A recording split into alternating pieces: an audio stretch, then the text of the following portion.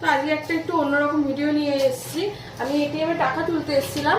তো টাকা তুলতে এসে মানে আমি কার্ডটা ঢুকাতে যাবো, সেই সময়তে দেখি এই টাকাটা অলরেডি মানে জানি না কার, অলরেডি এই টাকাটা এখানটাতে ফেসেছিল। তো আমি টাকাটা নিলাম এই কারণেই যে যদি কেউ আমার পরে আসে সে তো নিজেও নিয়ে নিতে পারে। তো আমি এটা থ্রু, এই ভিডিওটার থ্রু এটাই জানাতে চাই যে এটা যার টাকা সে যথাযথ প্রমাণ দিয়ে কোন অ্যাড্রেস কোন লোকেশন থেকে সে টাকাটা মানে এটিএমটা ইউজ করেছে সেটা যদি যথাযথ প্রমাণ দিয়ে যেন আমরা এটা কোথায় দেবো যেন ব্যাংকে এসবিআই ব্যাংকে গিয়ে আমি এটা ম্যানেজারের কাছে জমা করছি।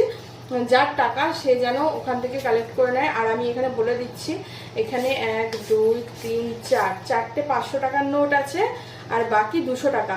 1 2 3 4 5 পাঁচটা 200 টাকার নোট আর চারটে 500 টাকার নোট আছে। টোটাল 3000 টাকা আছে, আমি পেয়েছি। আর টাকার নাম্বারটা আমি এখানে এটিএম এর আমি ক্যামেরাতে দেখিয়ে নিয়েছি। তো তোমরা একটুখানি যার টাকা হোক একটু ভিডিওটা শেয়ার করো, যার টাকা হোক সেই জন্য 3000 টাকা তো অনেকটাই বড় অ্যামাউন্ট, সেই জন্য টাকাটা পেয়ে যায়। তো হ্যাঁ রিটার্ন করবো কিভাবে?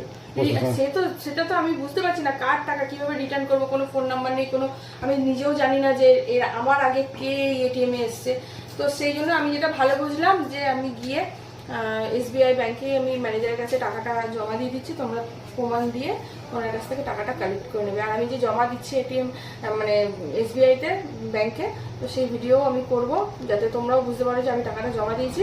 আর যার টাকা সে যেন ফিরে পায়, অবশ্যই সবাইকে বলবো একটু প্লিজ শেয়ার করো। আমাদের বর্ধমানের মধ্যেই, জানি না কার, তবে সবাই যদি একটু শেয়ার করো আশা করি যার টাকা সে ফিরে পাবে। খুব কষ্টের টাকা, তার টাকা, তাই না? অবশ্যই 3000 টাকা আজকের দিনে একটা মানুষের অনেকটাই উপকারের।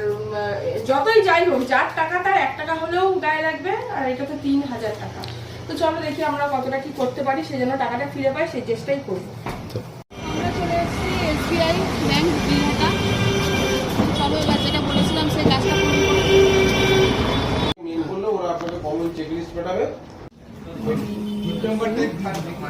কি লিখছো?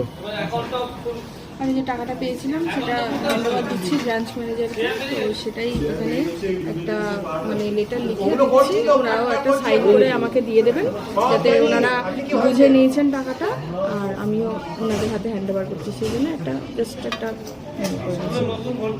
তো আমি টাকাটা হ্যান্ড ওভার করে দিলাম, এই যে তার প্রমাণ। এখানে ব্যাংকের একটা সাইন আছে প্লাস একটা স্ট্যাম্প আছে। ওনাদের কাছে 1 কপি রইলো, আমার কাছে 1 কপি দিয়ে দিলেন ওনারা।